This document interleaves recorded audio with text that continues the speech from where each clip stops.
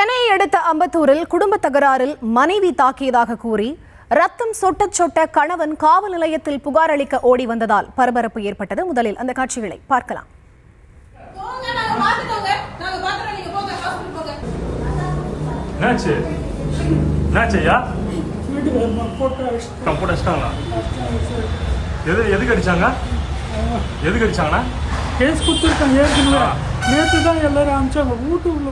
இது தொடர்பான விவரங்களை தர இணைகிறார் எமது செய்தியாளர் எட்வர்ட். அவரிடம் பேசலாம். வணக்கம் எட்வர்ட், இந்த சம்பவம் தொடர்பான விவரங்கள். வணக்கம். அம்பத்தூரில் அனைத்து மகளிர் காவல் நிலையமானது இயங்கி வருது. இங்கு குடும்ப பிரச்சனை, பெண்களுக்கு எதிரான பிரச்சனைகள் உள்ளிட்ட பல்வேறு பெண்கள் சம்பந்தமான பிரச்சனைகள் குறித்து இங்கு புகார் அளிக்கிறது வழக்கம்.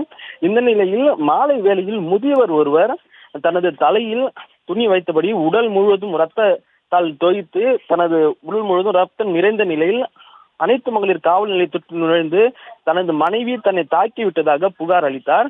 இதனை கண்ட அங்கிருந்த காவலர்கள் அதிர்ச்சி அடைந்தனர்.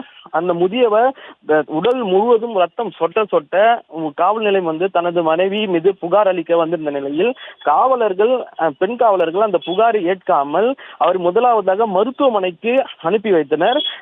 முதலுதவி சிகிச்சை கூட எதுவும் அளிக்காமல் அவர்களை அனுப்பி வைத்தனர். மேலும் அவரை அங்கிருந்து அப்புறப்படுத்தும் நோக்கிலேயே காவலர்கள் செயல்பட்டுள்ளனர்.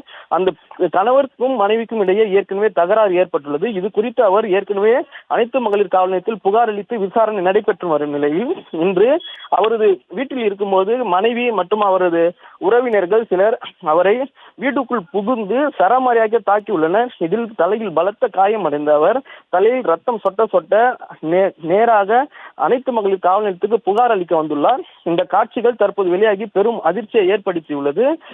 ஒரு முதியவர் ஒருவர் தலையில் காயத்துடன் உடல் முழுவதும் ரத்தம் சொட்ட சொட்ட அனைத்து மகளிர் காவல் நிலையத்திற்கு புகார் அளிக்க வந்த சம்பவம் இப்பகுதியில் பெரும் பரபரப்பை ஏற்படுத்தியுள்ளது.